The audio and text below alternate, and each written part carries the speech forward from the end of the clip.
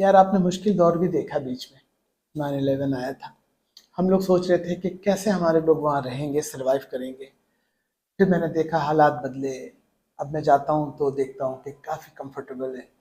اس period کو بھی ذرا سا کور کریں، کیا مشکلات آئیں، کیسے آپ لوگوں نے ہینڈل کیا؟ 9/11 کے بعد، بلکہ میں اس کو کمپیئر کروں گا 9/11 اور غزہ، دو ایک ہی طرح کی چیزیں ہوئی ہیں۔ 9/11 کے بعد مسلمان ڈر گئے، خواتین نے حجاب اتار دیا، مردوں نے داڑیاں کاٹ دی، نام محمد سے موہ ہو گیا، اسی طرح کے بہت سارے معاملات ہوئے، بہت بڑی تعداد میں لوگ ڈیپورٹ ہوئے، تو بہت پریشانی، ایف بی آئی نے لوگوں کے گھروں پہ چھاپے مارے، ڈیپورٹ کیا، سب کچھ کیا۔ تو اس وقت مسلمان عموماً ڈرے ہوئے تھے، لیکن اسلامی تحریکیں جو ہماری اقنا بالخصوص، ہم نے کوشش کی کہ ہم تو ہر کام قانون کے دائرے میں کرتے ہیں، ہم تو کوئی چیز غیر قانونی کرتے ہی نہیں، لا آف دا لینڈ کو فالو کرتے ہیں جو سید مودودی کی تعلیمات ہیں، اس کے تحت ہم نے اپنے کام کو آگے بڑھاتے رہے۔ پھر اعتماد بڑھتا رہا، اب یہاں تک پہنچ گیا کہ 30 ہزار لوگ ہمارے کنونشن میں آتے ہیں۔ لیکن غزہ کا جب واقعہ ہوا تو پھر دوبارہ ایسا لگا کہ مسلمان جو ہیں، کیونکہ پورا میڈیا، امریکن میڈیا، حکومتیں، وہ انہوں نے یہ ثابت کرنے کی کوشش کی کہ مسلمان تو دہشت گرد ہیں، غزہ میں جو کچھ ہوا ہے اس کے بعد۔ اس مرتبہ لیکن مسلمانوں کا رویہ بالکل مختلف تھا، نہ انہوں نے حجاب اتارے، نہ انہوں نے داڑیاں کاٹی، نہ انہوں نے اپنے آپ کو چینج کیا، وہ میدانوں میں آ گئے، وہ کھلے سڑکوں پہ آ گئے، انہوں نے 4 لاکھ کے مظاہرے کیے، انہوں نے تقریریں کی، وائٹ ہاؤس کے سامنے کھڑے ہو گئے اور اپنی بات کو آگے بڑھایا، کیونکہ مسلمان اس مرتبہ، اس میں نوجوانوں کا ایک بہت بڑا کردار تھا، نئی نسل اعتماد کے ساتھ کھڑی تھی۔ اسٹوڈنٹس کا بہت بڑا رول تھا، جی، اور یہی سب سے زیادہ پریشان کون ہے؟ ان لوگوں کے لیے جو اسلام دشمن ہے۔ وہاں کمی نہیں ہے اسلاموفوبس کی، وہاں کیونکہ پورا اختیار زائنسٹ اور انڈیا کے بالخصوص جو ہندوتوا کے لوگ ہیں، انڈیا کے سارے لوگ ہمارے دشمن نہیں ہیں، ہندو بھی سارے ہمارے دشمن نہیں، لیکن ان کا جو ایک بڑا گہرا اثر ہے وہ اس وقت جو موجودہ حکومت بنی ہے ٹرمپ صاحب کی، میں سمجھتا ہوں کہ 9/11 سے بھی زیادہ مشکلات ہوں گی مسلمانوں کو، اور اس کی وجہ یہ ہے کہ ان کے چاروں طرف وہ لوگ ہیں جو یا تو زائنسٹ ہیں، جو اسرائیلی لابی کے لیے کام کرتے ہیں، یا ہندوؤں کے لیے ہندوتوا کے تحت کام کرتے ہیں، جو اسلام اور اسلامی تحریکوں کے دشمن ہیں۔ لیکن اس پوری صورتحال میں مسلمانوں کا رویہ زیادہ خود اعتمادی کا ہے۔ آخر اتنی یونیورسٹی میں مظاہرے کس نے کرائے، اور ایسے کامیاب مظاہرے اتنے دنوں تک، اس میں عام لوگ بھی شامل تھے، یہ ہو گیا یا کسی نے آرگنائز کیا؟ نہیں، دونوں چیزیں ہوئی، کسی نے آرگنائز بھی کیا اور ہو بھی گیا، کیونکہ یہ انٹرنسک موومنٹ تھی، یونیورسٹیوں میں، کیمپسز میں، ہر جگہ جو ہے وہ ایسا ہوا کہ لوگ، اسٹوڈنٹس خود کھڑے ہوئے، اور اسٹوڈنٹس کی اکثریت جو ان مظاہروں میں شریک ہوئی ہے وہ غیر مسلم تھے، گورے لڑکیاں، ایون جیوز، جو یہودی لڑکے لڑکیاں، ہندو لڑکے لڑکیاں۔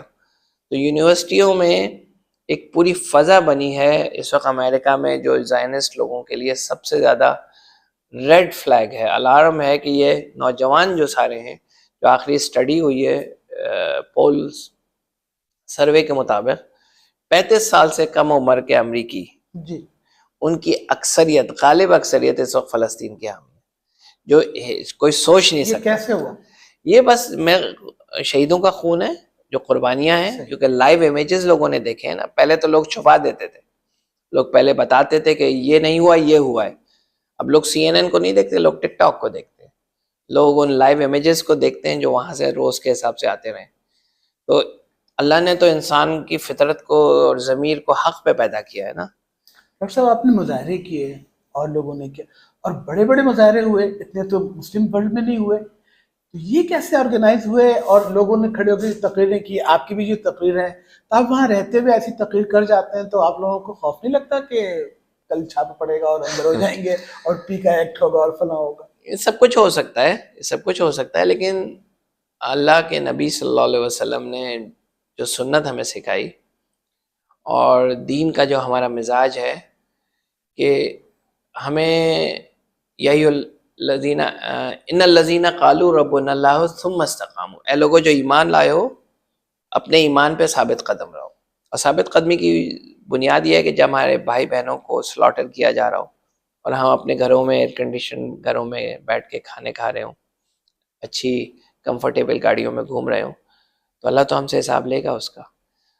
تو مستقبل اچھا دیکھ سکتے ہیں ہم اگر یوتھ اس طرح. بالکل بالکل، اور یہ مستقبل میرے لیے تو بہت حوصلہ افزا ہے، صرف مسلمان بچوں کا نہیں، غیر مسلم بچے مسلمانوں کے بارے میں ان کا پازیٹیو امیج، خصوصاً غزہ کے شہیدوں کی وجہ سے جو ہے، جیسے بنگلہ دیش میں ہوا، بنگلہ دیش میں بھی جو کچھ ہوا ہے، اور کوئی سوچ نہیں سکتا تھا کہ اس وقت بنگلہ دیش کی گلیوں اور سڑکوں میں کوئی ہندوستان کا نام نہیں لے سکتا. وہ ہندوستان جس نے 50 سال میں اربوں خربوں روپیہ انویسٹ کیا بنگلہ دیش میں، وہ ہندوستان جس نے پورا تعلیمی نظام بدل دیا اپنی حمایت میں. ابھی آپ بنگلہ دیش سے ہو کر آ رہے ہیں تو آپ پہلی پہ گئے ہوں گے؟ نہیں، میں پہلی دفعہ گئے. تو آپ کیا سوچ کے گئے تھے اور کیا دیکھا آپ نے وہاں؟ بنگلہ دیش تو میں بنیادی طور پہ روہنگیا کیمپس میں مسلمانوں کی جو حالت زار ہے، کیونکہ ہیلپنگ ہینڈ ایک طویل عرصے سے ان کی مدد کر رہی ہے، لیکن ہمارے پاس مواقع نہیں تھے ان کے پاس جانے کے لیے. اس مرتبہ موقع ملا تو میں چلا گیا. ہیلپنگ ہینڈ کی ٹیم کا اصرار تھا کہ وہاں جا کے میں دیکھوں. تو 12 لاکھ روہنگیا ریفیوجیز ہیں وہاں جو پچھلے 8 سال سے موجود ہیں. بہت برے حال میں آئے تھے، کٹے پٹے، جلے ہوئے، جن کے خاندان والے ان کے سامنے جلا دیے گئے، مار دیے گئے. لیکن اللہ تعالیٰ نے ہیلپنگ ہینڈ کو اور دیگر این جی اوز کو، جو مسلمان این جی اوز ہیں بالخصوص، اس بات کی توفیق دی کہ بنگلہ دیش میں ان بہت ہی بے کس لوگوں کی مدد کریں. ہمارے 6 کے قریب میڈیکل کلینکس ہیں ہسپتال کی صورت میں، آپریشن تھیٹرز ہیں، کیٹریکٹ سرجری ہوتی ہے، ڈینٹل پورے پروسیجر سرجریز ہوتی ہیں، اس کے علاوہ ووکیشنل ٹریننگ ہے. تو سارے کام 2 طریقے کے لوگوں سے ملا، ایک تو بنگلہ دیش کے مقامی لوگوں سے ملا اور دوسرے روہنگیا کے لوگوں سے ملا. روہنگیا کے لوگ الحمدللہ بہت شکر گزار ہیں ان ساری چیزوں کے جو ہماری طرف سے ہوتی ہیں. میں اگرچہ ایسی کسی جگہ پہ بھی جاتا ہوں تو اس سے پہلے کہ وہ میرا شکریہ ادا کریں، میں ان کا شکریہ ادا کرتا ہوں. میں کہتا ہوں آپ کی وجہ سے اللہ تعالیٰ ہمارے لیے شاید کوئی راستہ بن جائے رحمت کا، کیونکہ آپ نے ہمیں موقع دیا اللہ کی مخلوق کی خدمت کرنے کا. لیکن جو بنگلہ دیش کے عام لوگ ہیں وہاں تو رائے یہ ہے کہ اس وقت ہندوستان کے خلاف بہت شدید ری ایکشن ہے، جو پاکستان کو اس کا فائدہ اٹھانا چاہیے. اس کے نتیجے میں جو سیکنڈری فائدہ ہو رہا ہے وہ پاکستان کو ہو رہا ہے رائے عامہ میں، لیکن اس کو کیش کرانے کی ضرورت ہے، ٹریڈ بڑھانے کی ضرورت ہے، دوروں کرنے کی ضرورت ہے، کھیل کی اور سرگرمیاں کرنے کی ضرورت ہے. بنگلہ دیشی، اگر آپ کو یاد ہو 2016-17 میں جب ایشیا کپ کا میچ ہوا، وہ حسینہ واجد کی بربریت کا وقت تھا. انڈیا اور پاکستان کا فائنل ڈھاکہ اسٹیڈیم میں ہوا، میں نے دیکھا تھا وہ لائیو.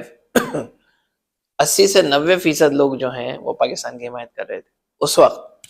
تو جو by default Bangladeshis are pro Pakistanis, اور اب کیونکہ وہ اینٹی انڈیا ہو گئے ہیں، ہمارے لیے سنہرا موقع ہے. لیکن ہندوستان پوری کوشش کر رہا ہے، پوری سازشیں کر رہا ہے، پورے پریشر کو ڈال رہا ہے. they don't want to let it go.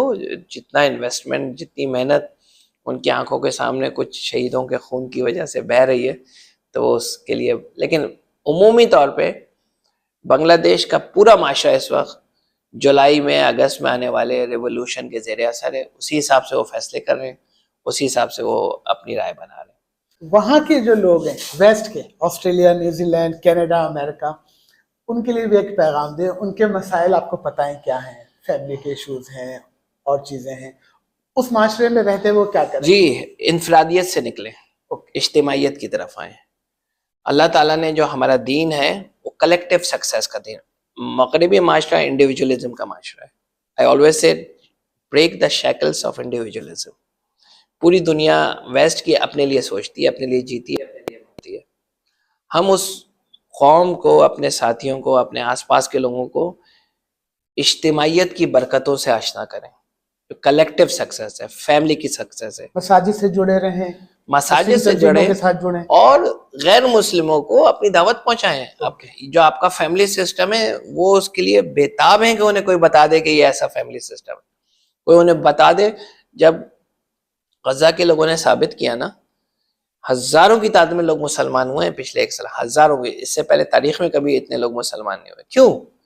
جب انہوں نے اپنی آنکھوں سے دیکھا کہ ان کے پاس تو کچھ بھی نہیں ہے، پھر بھی باپ نے، سرجن نے اپنے بیٹے کی ٹانگیں کاٹی بغیر اینستھیزیا کے. آنکھوں میں آنسو تھے لیکن اس کی زبان سے کیا ادا ہوتا ہے الحمدللہ رب العالمین.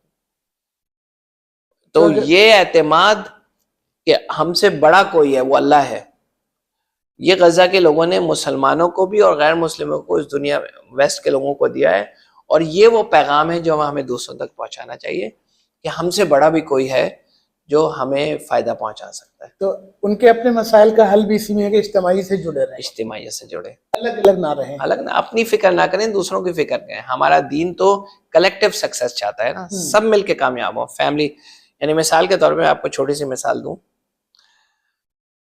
امریکہ میں 65 سال سے عمر کے اوپر کے لوگوں کی بڑی اکثریت نرسنگ ہومز میں رہتی ہے. اوکے. اور جو ریسرچ ہوئی ہے اس نرسنگ ہومز کی، ان میں 65% نرسنگ ہوم میں رہنے والے لوگ ہیں، ان کی 80% لوگ وہ ہیں جو ڈپریشن اور ذہنی بیماری کا شکار ہیں، اور ان میں سے 65% وہ ہیں جو ایبیوز کی شکایت کرتے ہیں. نرسیں، ڈاکٹر، پیرامیڈیکل اسٹاف ان کو پہ تشدد کرتے ہیں، ذہنی اور جسمانی. اچھا، امریکہ کی تو ایجنگ پاپولیشن ہے نا، بہت بڑی تعداد میں لوگ ہیں جو 65 سال سے عمر ہے، وہ سب نرسنگ ہومز میں رہ رہے ہیں. جو بچے اور ان کی گرینڈ کڈز انہیں وہاں چھوڑ کے آ جاتے ہیں، وہ انہیں پوچھتے بھی نہیں ہیں جا کے. ان سے آپ پوچھیں نرسنگ ہومز میں کہ تمہاری سب سے بڑی خواہش کیا ہے، ان کی پتہ ہے سب سے بڑی خواہش کیا ہے؟ بچوں کے ساتھ گزارنا، کہ ہم سے کوئی آ کے مل لے. اچھا، اس معاشرے میں یہ پریشانی ہے، بچوں کو نہیں پتا. ہمیں کیا پتا ہے وہ بالوالدین احسان، ہمیں کیا بتایا گیا ہے کہ جنت میں جانے کا سب سے تیز ترین ایکسپریس وے والدین کی خدمت ہے. ان کو محروم ہے کہ انہیں یہ پتہ ہی نہیں ہے بات. اور وہ جو بوڑھے ہیں جن کی خدمت کے ذریعے سے آپ جنت میں جا سکتے ہیں، وہ نرسنگ ہوم میں پڑھیں گے. یہ ٹیسٹ جو ہے نا، آج بھی جن فیملیز کو ہم انٹروڈیوس کراتے ہیں وہ گرینڈ کڈس اپنے گرینڈ پیرنٹس کی خدمت کر کے خوش ہوتے ہیں.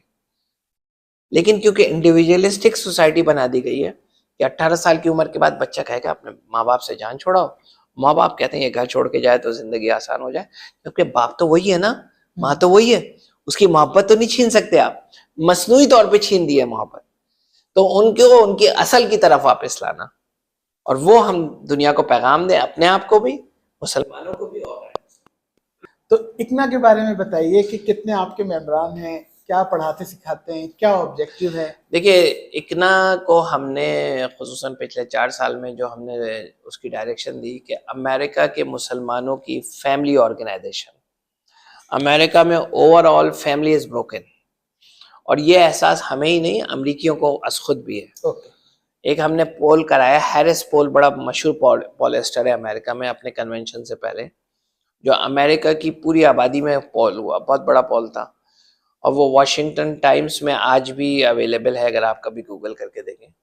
پول میں جو سوال جن لوگوں سے کیا، ان میں صرف 2% مسلمان تھے، 98% غیر مسلم تھے. اسی ڈیموگرافک ریشو وہی تھا جو عام معاشرے کا ہے، افریقن امریکن، جیوز، کرسچنز، اسی ریشو سے، جو معاشرے کا ریشو اسی حساب سے پول ہوا تھا. جی. پہلا انہوں نے نمبر 1 آئیڈینٹیفائی کیا پرابلم امریکہ میں. نمبر 1 آئیڈینٹیفیکیشن یہ ہوئی کہ امریکہ کی فیملی از بروکن. اب اس میں یہودی بھی شامل ہیں، کرسچن بھی شامل ہیں، سیکولر بھی شامل ہیں، دہریے بھی شامل ہیں. ان سب کی رائے 77% کی رائے یہ تھی کہ امریکہ کا سب سے بڑا مسئلہ فیملی ہے، اور فیملی میں جو انڈیویجولزم ہے، جو انفرادی اپنے آپ کو صرف دیکھنا اور لوگوں کو بھول جانا، یہ ہمارا سب سے بڑا مسئلہ ہے. اتنا فیملی اورینٹڈ آرگنائزیشن ہے تاکہ فیملیز کو گرو کرے. Strength family, strength the nation. میں اس کو اس کا انگریزی میں اپنے ساتھیوں سے یہ کہتا ہوں کہ help family with Islam and help Islam with family. تو آپ فیملی کے ساتھ مل کے دین کی خدمت کریں، اور دین کی خدمت کے ساتھ. کیا میں اس کو ویسے ہی کوئی جماعت سمجھوں جیسے پاکستان میں دینی سیاسی جماعتیں ہیں، یا کوئی کلب ہے، یا کوئی NGO ہے؟ میں نے اس کو کیسے سمجھوں؟ یہ سب کچھ ہے سوائے سیاسی جماعت کے. اچھا. اکنا کی جو ہماری کریڈینشلنگ ہے وہ 501c3 ہے، جس کا مطلب یہ ہے کہ you are a non profit organization which کی not take part in politics. تو ہمارے اوپر قطغن ہے کہ ہم سیاست میں تو حصہ نہیں لے سکتے، لیکن ہم ذہن سازی کر سکتے ہیں. ہم لوگوں کو بتا سکتے ہیں اچھا کیا ہے اور برا کیا ہے. ہم لوگوں کو بتا سکتے ہیں کہ آپ اپنے جو ایموشنز ہیں، جذبات ہیں، اپنی رائے کہاں دے سکتے ہیں. اوکے. تو اکنا ایک وہ سایہ دار درخت ہے جس نے مسلمانوں کے ہر ضرورت کو پورا کرنے، ان کے نوجوانوں کو، ان کی فیملی کو، اور ایک بگ کلب ہے مسلمانوں کا جو کہ نیکی کو پھیلا رہی ہے. اجتماعی. ایسے عزائم تو نہیں ہے جیسے دوسرے ممالک میں ہوتے ہیں دینی جماعتوں کے کہ اسلام الیکشن لڑ کے جیت کے اسلام نافذ کر دیں گے، اقامت دین کریں گے، ایسا تو کچھ نہیں. اقامت دین تو ہمارا ہی زندگی کا مقصد ہے. اور اقامت دین کا مطلب دیکھیے یہ اس کو لوگ کنفیوز کرتے ہیں، جو سمجھنے کی ضرورت ہے. حکومت الہیہ کا قیام ایک علیحدہ ایشو ہے اور اقامت دین دوسرا ایشو ہے. اوکے. میں اپنے بہت سارے لیکچرز بھی میرے ہیں، کبھی آپ دیکھیے گا. اقامت دین کا جو تصور ہے مغرب میں، جہاں 2% مسلمان ہیں، وہ ایک ڈفرنٹ تصور ہے ورسز 99% جہاں مسلمانوں پاکستان جیسے ملک میں، وہاں اقامت دین کا تصور مختلف ہے. اوکے. اقامت دین کا تصور جو پاکستان میں ہے اس میں زندگی کا ہر شعبہ شامل ہے. سیاست اس میں شامل ہے، معاشرت، معیشت، فیملی، انفرادی معاملات سب شامل ہیں.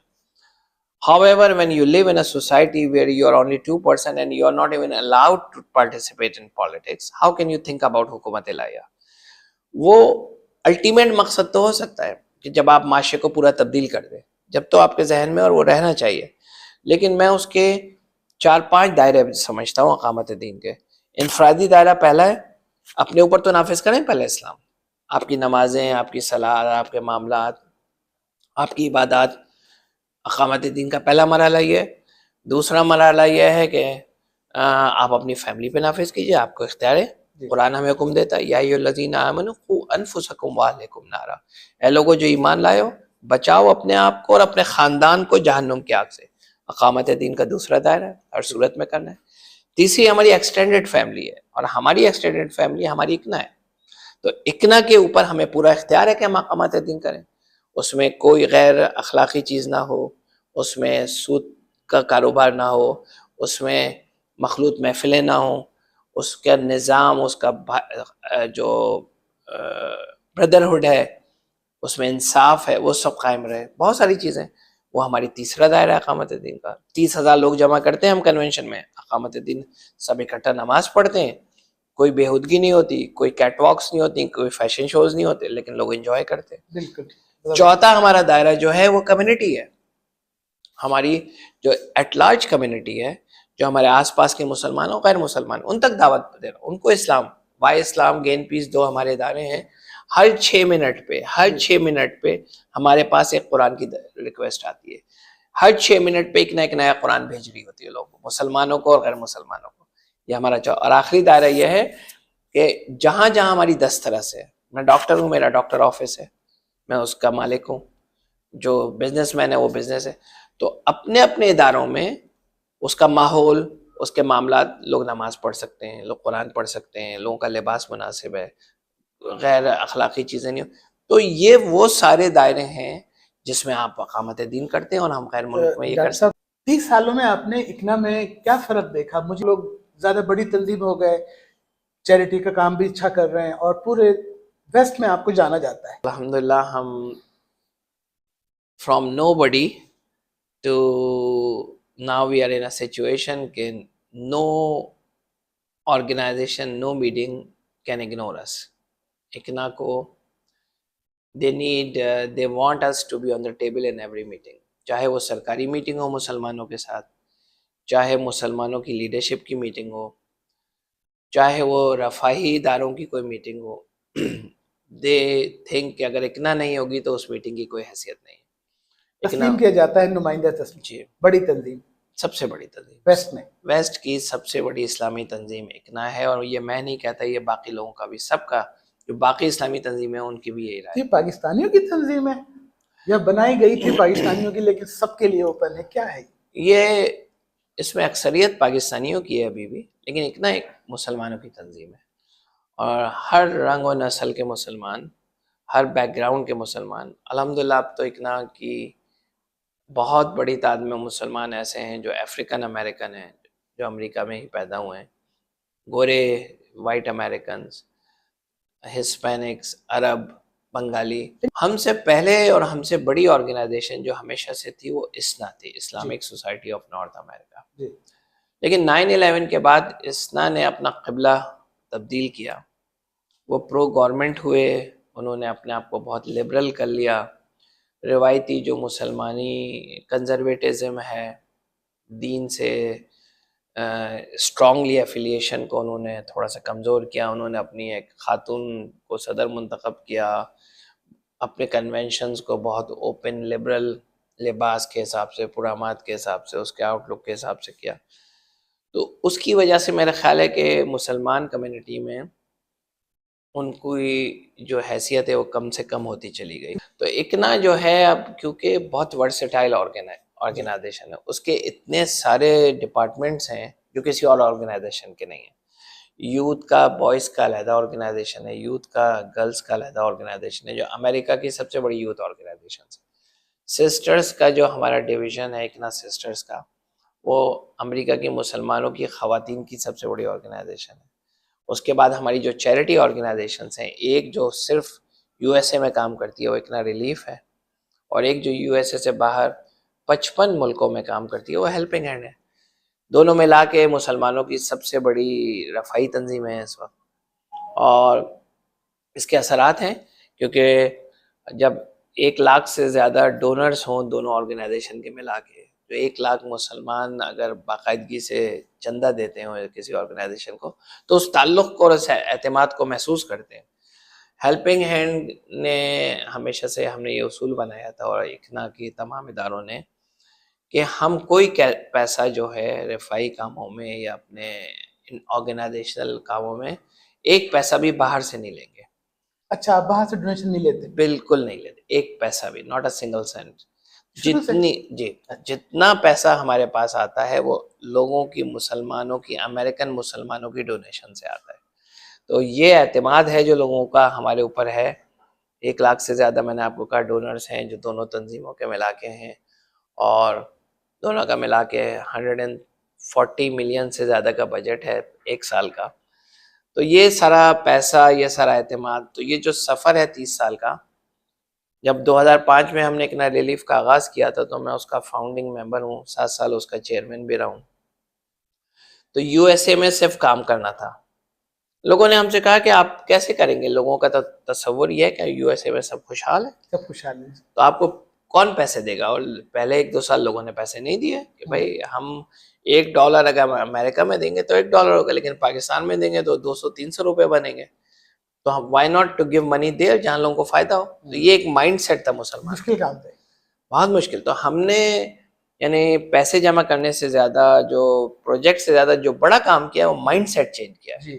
اب امریکہ کے مسلمانوں کو پتہ ہے کہ امریکہ میں جب مسلمان بہن کوئی بے گھر ہو جاتی ہے, بہت کامن ہے, طلاقیں ہو جاتی ہیں, ایبیوزز ہوتے ہیں اور پرابلمس ہوتی ہیں, وہ مسلمان عورت کہاں جائے گی؟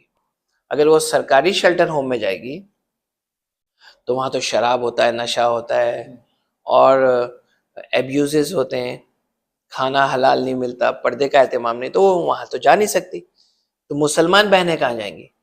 ہم نے اس کے لیے مسلمان عورتوں کے شیلٹر ہوم شروع کیے. ایک شیلٹر ہوم ہم نے 2005 میں جب پہلا بنایا تو ہمارے پاس پیسے نہیں تھے بنانے کو.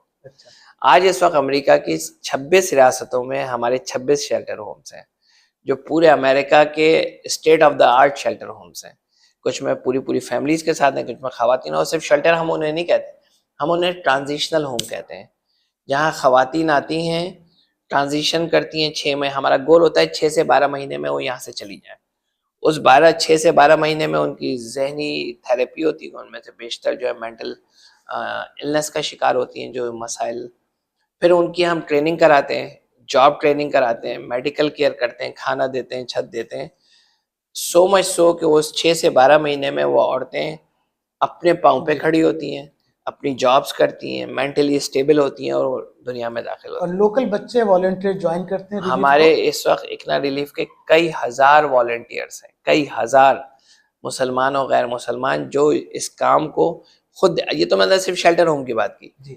42 ریاستوں میں اس وقت امریکہ کے ہمارے فوڈ پینٹریز ہیں جہاں ہوم لیس اور بھوکے امریکی لمبی لائنیں لگا کے کھڑے ہوتے ہیں. اپنا میں ابھی ڈاکٹر صاحب ہیلپنگ ہینڈ سے زیادہ دلچسپی ہے ہمارے دوستوں کو, کیونکہ آپ ہمارے غریب ممالک میں بنگلہ دیش پاکستان میں کرتے ہیں, ٹھیک ہے. تو میں ہیلپنگ ہینڈ پہ آپ سے جاننا چاہتا ہوں کہ کہاں کہاں آپ کے پروجیکٹس ہیں. بالکل. پاکستان میں بھی آپ بنا رہے ہیں یہاں پر ایک بہت بڑا پروجیکٹ. جی جی. تو آپ ہیلپنگ ہینڈ کو ذرا سا کور کریں. ہیلپنگ ہینڈ ہمارا شاندار جو ہے پروجیکٹ ہے اور چہرے کا جھومر ہے جیسے کہیے آپ. اچھا. ایک نہ کہ کیونکہ ہیلپنگ ہینڈ کے تحت پچھلے سال 2024 میں صرف جو انہوں نے مجھے فگرز دیے ہیں اس کے مطابق 11 ملین لوگوں کی خدمت کی گئی ہے ایک سال میں, جو 1 کروڑ 10 لاکھ لوگ ہیں پوری دنیا میں پھیلے ہوئے. جیسے میں نے آپ کو کہا کہ 55 ملکوں میں پروجیکٹس ہیں, پاکستان ان میں نمبر 1 ہے, سب سے زیادہ پروجیکٹ ہمارے پاکستان میں ہیں. پھر جارڈن, فلسطینی ریفیوجیز, سیرین ریفیوجیز, لبنانی ریفیوجیز, روہنگیا ریفیوجیز, جہاں جہاں دنیا بھر میں لوگ مسلمان بالخصوص پریشانی کا شکار, لیکن غیر مسلم بھی. جب ہیتی میں زلزلہ آیا جی تو ہم نے وہاں اسپتال کھولے, شیلٹر ہومز کھولے, اور آج تک ہم وہاں موجود ہیں. وہاں کی 99% آبادی غیر مسلم ہے. تو پوری دنیا میں ہونے والے ڈیزاسٹر, پاکستان میں 13,000 بچوں کی ہم کفالت کرتے ہیں, یتیم بچوں کی, جو ٹوٹل 27,000 پوری دنیا میں ہیں, جس میں 13,000. اور وہ ہم انہیں یتیم خانوں میں نہیں رکھتے, ہم نے بالکل نیا ماڈل دیا ہے. ہم انہیں شائننگ, میں ابھی 3 دن پہلے ان کے ساتھ شریک تھا, ان میں بہت سارے لوگ گریجویٹ ہو کے سول سروس میں جا رہے ہیں, انجینئر بن رہے ہیں, ڈاکٹرز بن رہے ہیں. پاکستان میں ایک عام شہری کو میڈیکل انشورنس نہیں ہے نا, کہ آپ ڈاکٹر کے پاس جاتے ہیں پیسے دیتے ہیں, لیکن وہ 13,000 کے 13,000 بچوں کے پاس ہیلتھ انشورنس. بہت شکریہ آپ کا, آپ سے بہت معلوماتی اور اہم امور پہ میں نے رہنمائی لی. امید کرتا ہوں کہ آئندہ بھی ملاقات. انشاءاللہ. Thank you.